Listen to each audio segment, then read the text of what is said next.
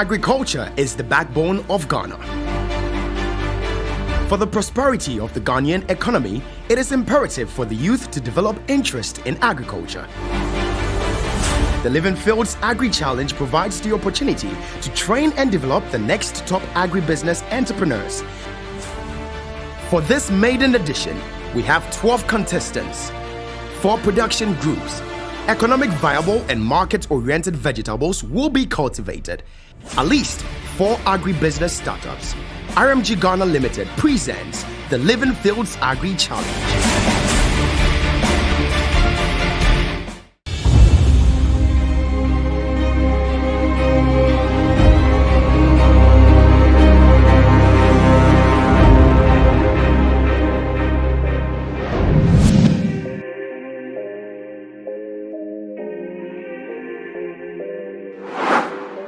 Today, our contestants are expected to find clients to buy their products and also sign contracts with them. Let's see how they go about with that.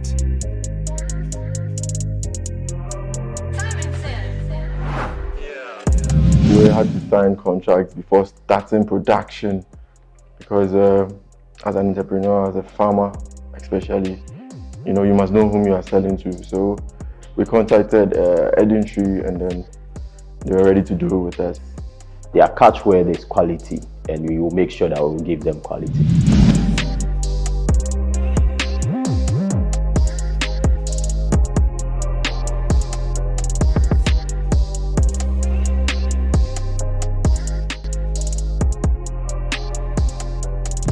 had the opportunity to sign with Edintree, and they are insisting on quality, and we are going to make sure we give it to them.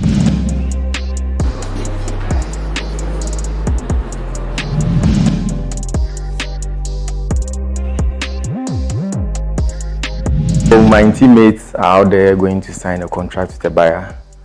I'm very happy staying behind to take care of the farm. At least I'm going to water for everyone and I'll be waiting for them.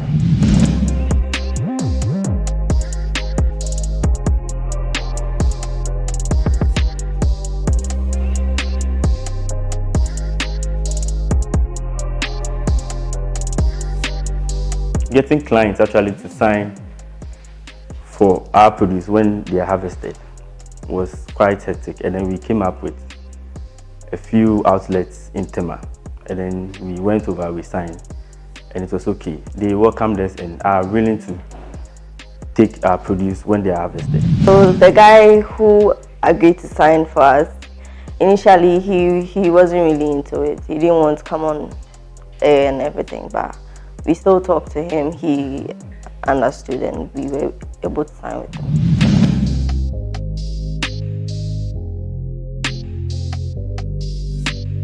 I think my group is really lucky to be signing with Royal Senchi because we'll be assured of a premium price. Yeah.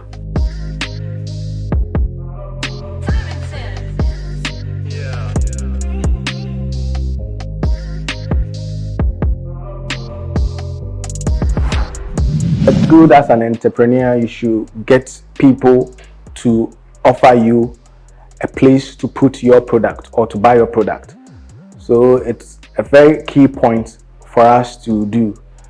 And it was difficult getting people, but finally we were able to get Royal Senchi to sign with us. And it's a big company, and then we'll make a lot of money.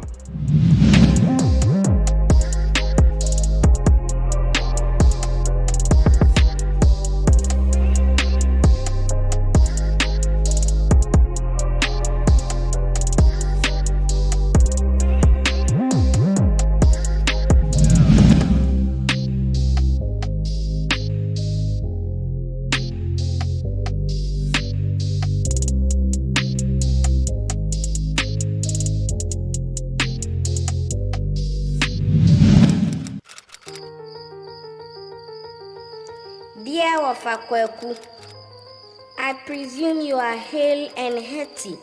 During my visit to your farm last vacation, I saw your cocoa trees in a disconsolate state. The Akati were having days of reveling. and the cocoa pots were all full of holes. Wafa, your days of howling lamentations are over.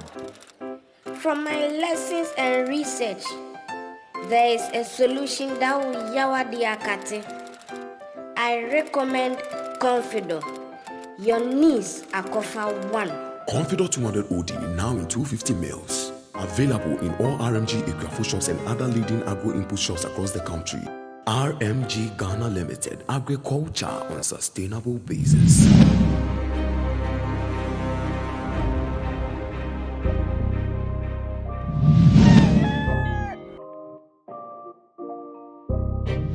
Today, the participants are asked to bring a list of what they require to start their farming.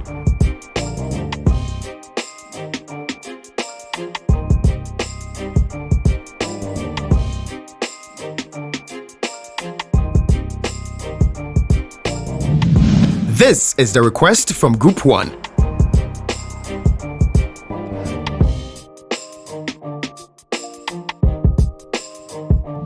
From Group 2.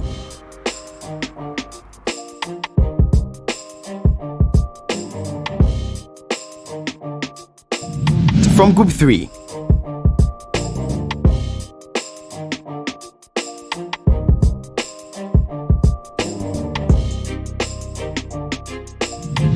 This is the request from Group 4.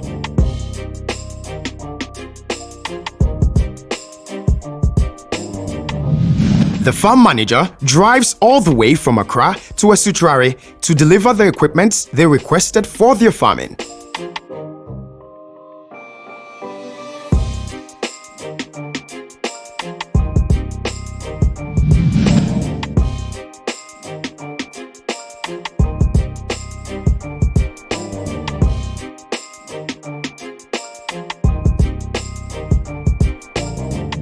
This group requested for a list of items that they'll need for their farming season.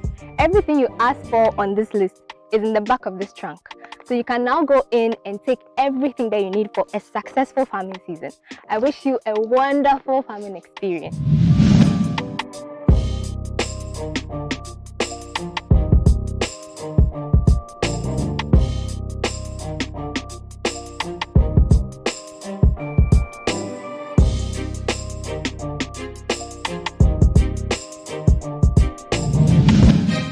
So after receiving the equipment and all other required inputs to commence the farming venture, the farm manager takes them to the field to educate them on the use of drip kits. You're welcome to this aspect of our farming, irrigation, and we're using the drip system.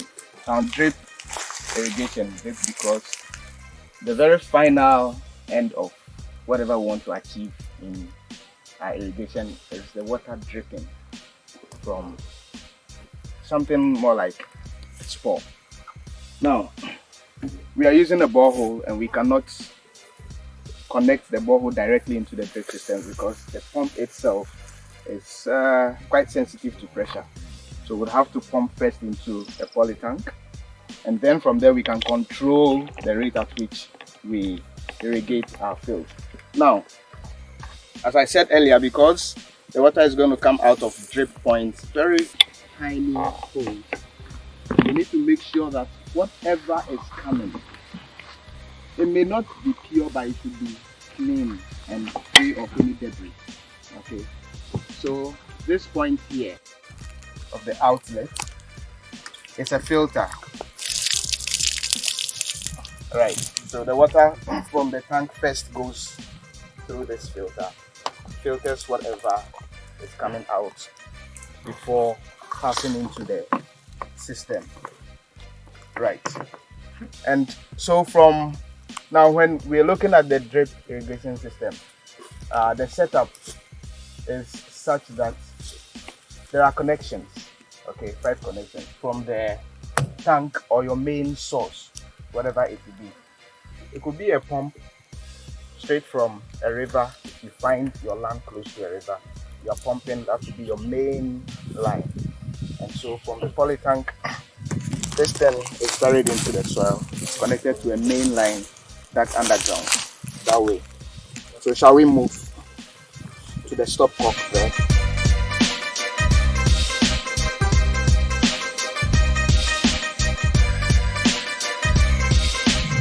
Okay, and so from the main line we get here. Now from that distance, from the tank coming this way, the distance is variable depending on your specification as you want. It is not the concrete thing that it should be 10 meters or 20 meters, right? So at this stop cock point, now depending on the orientation we want. So for this field, we have these ones from the stop cock at the sub main. So the sub main is connected to the main. And then on the sub main, we are going to have the laterals. And the laterals are the pipes that have the drip points. Okay. From everything the farm manager is saying, it seems the drip irrigation system is a very easy and efficient way to manage water. Since you don't necessarily need a pump to get the water to flow, it can flow by gravity. I didn't really see it as something that was very abstract in a way, but then our farm manager actually taking us through gave me the whole idea that it's not something that you would need some expertise to actually build it or fix it on your field. Now, in connecting the laterals to the sub main, we have a very little gadget. I should have brought it.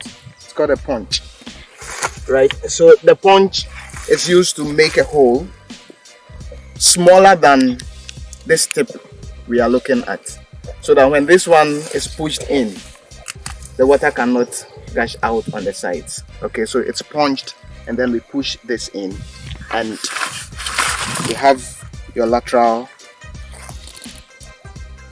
Now it's a screw. Okay, it's thread. So you thread it towards the end. It makes room. You push this in and then you thread it out. Threading it out tightens the lateral onto this connection so that it doesn't pull out. So once you open your poly tank, water flows through the mains into the sub mains, and then gradually the water drips off to supply water to your plants. Now the drip points are located at known or determined distances. So for this drip kit, this one is 20 centimeters apart. Now if you are using this one, it will dictate to you your planting's distance. Okay, you cannot say 30 within row because you cannot get that distance. So you either go with 20 centimeters, 40 centimeters, 60 centimeters. What he is teaching looks cumbersome. You know, it looks like a lot of things are involved. I feel it might take some time for me to get used to it. It's all good. Concerning the drip kits, one of my problems had to do with watering. So I was always thinking about how we are going to water 1 acre of land. But with the drip kits, it makes it much easier that you can do effective watering without much effort. Yeah. And let's say we have about 30 lines here, 30 there. You have planted just about 15 lines. You would want to irrigate. You have all the drip lines fixed. How do you control the water from not flowing on the empty spaces? So this is what you do. You get your lateral, just cut about this length. Okay, push this one end of it in as you would normally do, and then bend the other end that way and cock it like you did. So in effect, you're going to have a short one like that, and then you stop it. The water will not flow. In time, if you need to use it, you just come, pull this off, and then fix your long lateral, and you can have your water flow. I think it's okay comparing it to other form of irrigation system, because with this one you can just go at any time, just press the bottom, and then the water itself will flow through the irrigation kit and then drop at each plant, so you don't have much work to do. Drip irrigation system. Drip irrigation is a type of irrigation system that involves the application of water or fertilizer by trickles or drops directly into the soil at a targeted zone, plant's position. This is achieved with the help of plastic pipes with small diameter with inbuilt outlets called drippers. The drip irrigation system is a technology that helps in the judicious use of water resources that have become sparse and expensive to generate, especially when there is the need to treat before application to plants. The system is made up of many components, and each component plays an important role in the system's operation. The components comprise water source, pumping station, water reservoirs, filtration unit, plot heads, main lines, sub-main lines, and laterals or dripper lines. The drip irrigation system allows the user to control the amount and rate of water supply to the plants, and also allows for production during off-season regimes, thus facilitates an all-year-round agricultural production.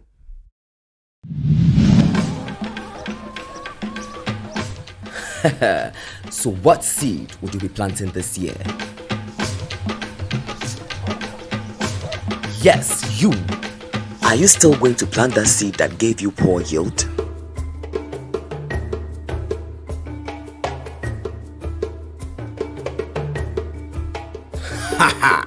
What a look on your face.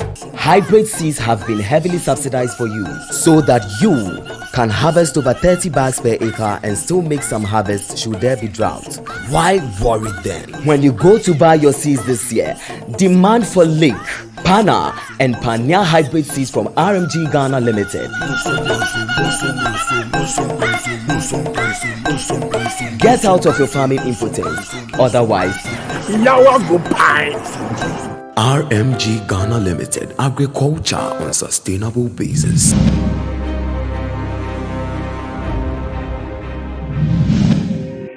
Today, before they commenced farming, the faculty took them to an actual farm for a first-hand appreciation of on-field farming. The contestants arrive at Gadco, the home of Aduanehene rice.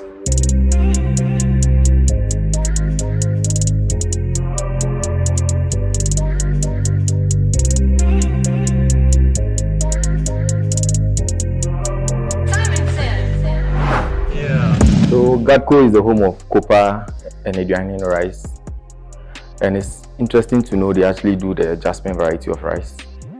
I guess that's why the whole place is so aromatic, and even at the processing site. Very excited to be at Gadco today because I've been eating their rice all along, but I never knew this is how the whole process is done.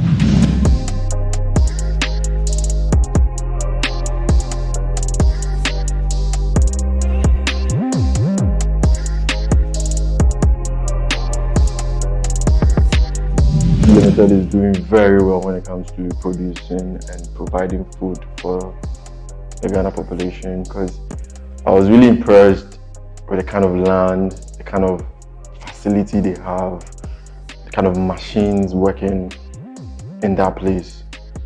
It's top notch.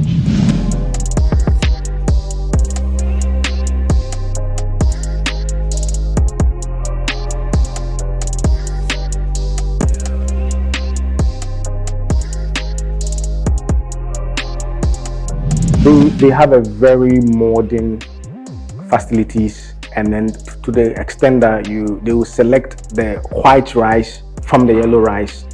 It beat my imagination, and for Ghana to have this kind of company, it's a big plus to us.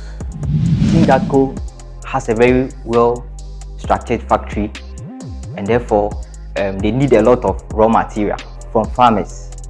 And I would like the government to come to the aid of farmers to ensure that they grow the kind of rice that factory of that nature can really process well, to help cut down the importation of foreign rice.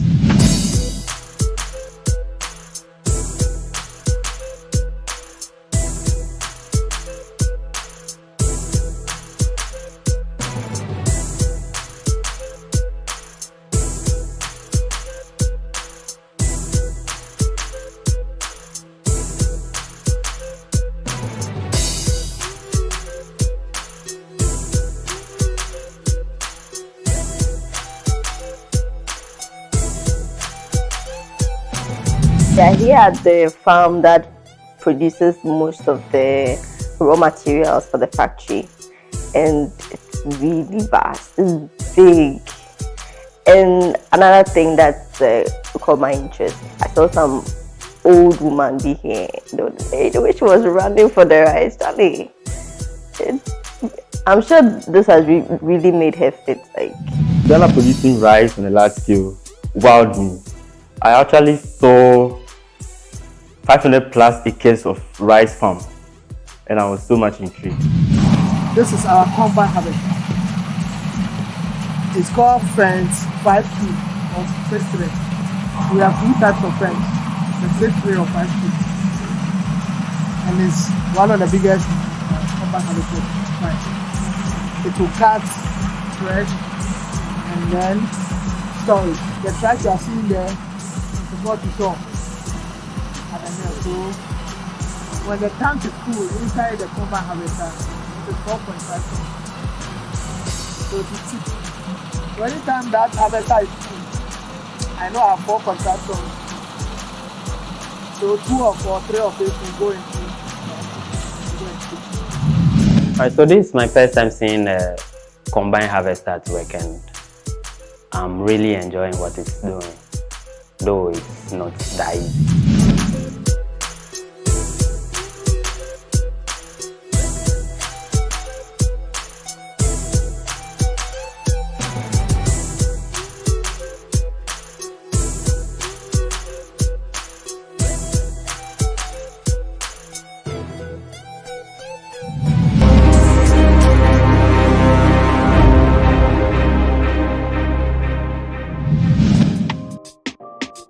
The contestants are given a task to sell copper rice, to exhibit their marketing prowess, as well as to hone their quality marketing skills.